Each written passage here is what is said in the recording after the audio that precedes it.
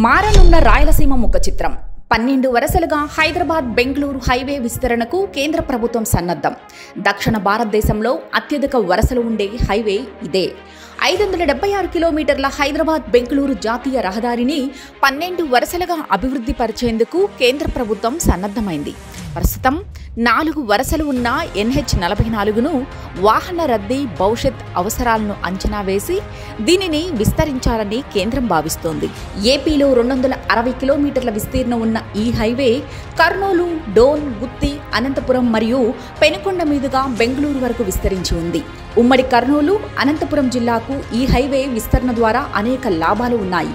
ముఖ్య నగరాలైన హైదరాబాద్, బెంగళూరు మధ్య ఉండటంతో పాటు ఈ విస్తరణ ద్వారా పారిశ్రామిక కేంద్రాలుగా మారనున్నాయి.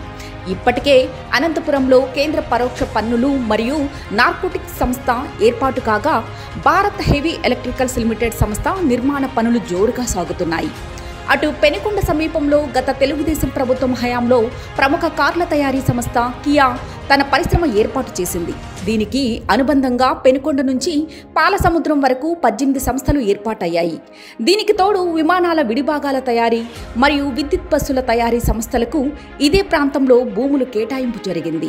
ఈ హైవే విస్తరణతో మరిన్ని పరిశ్రమలు వచ్చే అవకాశాలు ఉన్నాయని పారిశ్రామిక వర్గాలు అంటున్నాయి. ఇక పరిశ్రమల ఏర్పాటుకు సానుకూల అంశాలు పరిశీలిస్తే మనకు బెంగళూరు అంతర్జాతీయ విమానాశ్రయం హైవే నుండే కేవలం 80 కిలోమీటర్ల దూరంలో ఉంది. అటు పుట్టపర్తి విమానాశ్రయం 25 కిలోమీటర్లు, అలానే కర్నూలు జిల్లాలోని ఓర్వకల్లు విమానాశ్రయం 30 కిలోమీటర్ల దూరంలో ఉన్నాయి. ఇటు హైదరాబాద్ శంషాబాద్ అంతర్జాతీయ విమానాశ్రయం 190 కిలోమీటర్ల దూరంలో ఉంది. పారిశ్రామిక కేంద్రాలుగా సహకరించే మరిన్ని అంశాలు పరిశీలిస్తే అటు బెంగళూరు, ఇటు హైదరాబాద్ శివారు ప్రాంతాలతో పోలిస్తే భూముల ధరలు అందుబాటులో ఉండటంతో ప్రత్యామ్నాయంగా అనంతపురం, కర్నూలులో హైవేకు దగ్గరలో ఉన్న భూములను పారిశ్రామికవేత్తలు ఎంచుకునే అవకాశం ఉంది.